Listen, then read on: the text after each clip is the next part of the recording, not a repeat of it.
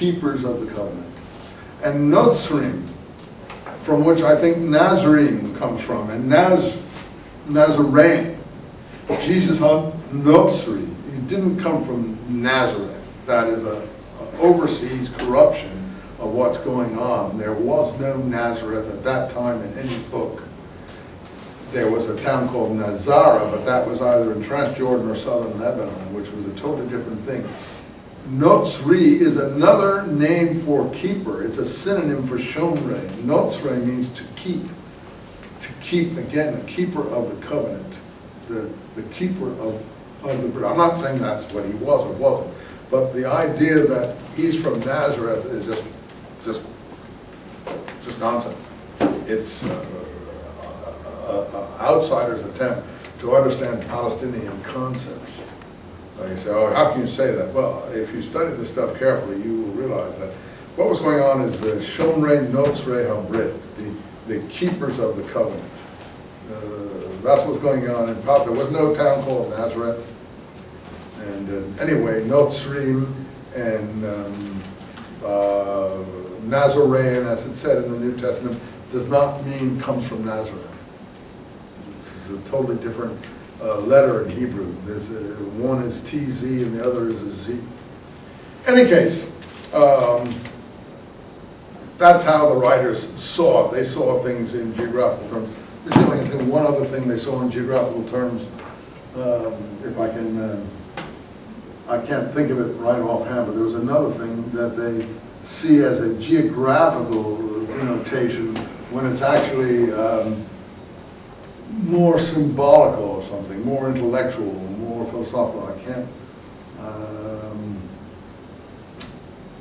There's one other term, and I can't pick it up.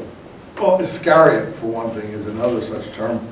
Iscariot comes from the word Sicari, and they think it's a place name, when in fact it's actually has to do with extremist movement in the Zealot side of things.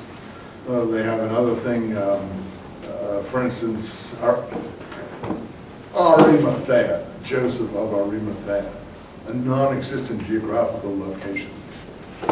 And so on and so on and so on and so forth. The reason is that they're writing from overseas. I'm not trying to be cruel to them. They're writing from overseas. They have no idea what's going on in Palestine at this time.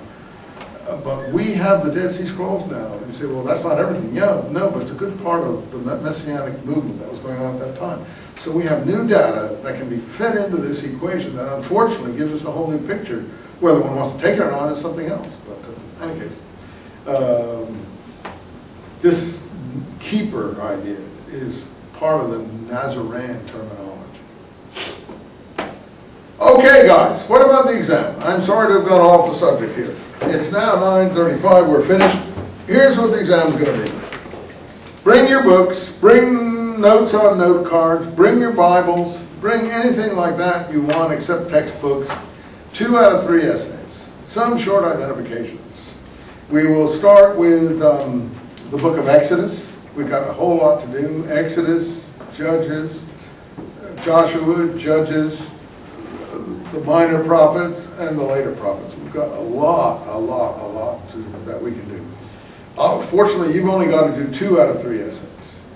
So obviously you only have to master 2 out of 3 things if you want to hold forth. Plus you can bring in notes. I will probably ask you something about, something about the conquest. I'll probably ask you to write something about that using the book of Judges and Joshua. I'll probably ask you, maybe, and I'm not saying all these things, but possibly, the priestly emphasis in Exodus, why we need Aaron in there, and so on and so forth, and all the other problems that emerge from that. I probably ask you, I can ask you, that is, to look at what's mostly moving the minor prophets. Amos, Micah, Hosea, first Isaiah. I don't consider that minor, but it's the same themes. The early prophets, the 700 BC prophets. What's the bee in their bonnet? What is it that they're emphasizing? What do they, what do they have in common? What's their political stance? Northern, southern, so on and so forth. That's another possible question. And a third, of course, is the Zionism of Ezekiel and Isaiah.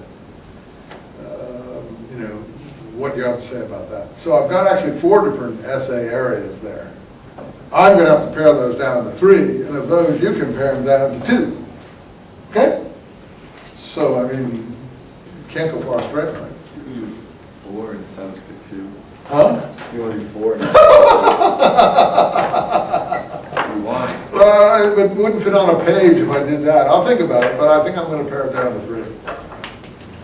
And then you'll pare it down to 2. But I'll think about having 4. But in any case, if you see something there that you don't like what I asked, then you can hold forth on the 4th one if you think you feel a bit more comfortable with that. I don't care. As long as you write me something long, intelligent, and interesting. Give me something to work on. Okay? Thanks for bearing with me, you guys. Sorry if I was stepped out of line sometimes. I apologize. Good luck. You'll be able to preach this stuff to your co-religionists and congregants when you need to now. They won't like you. I found that out. Don't even try. Don't even try. You have an unhappy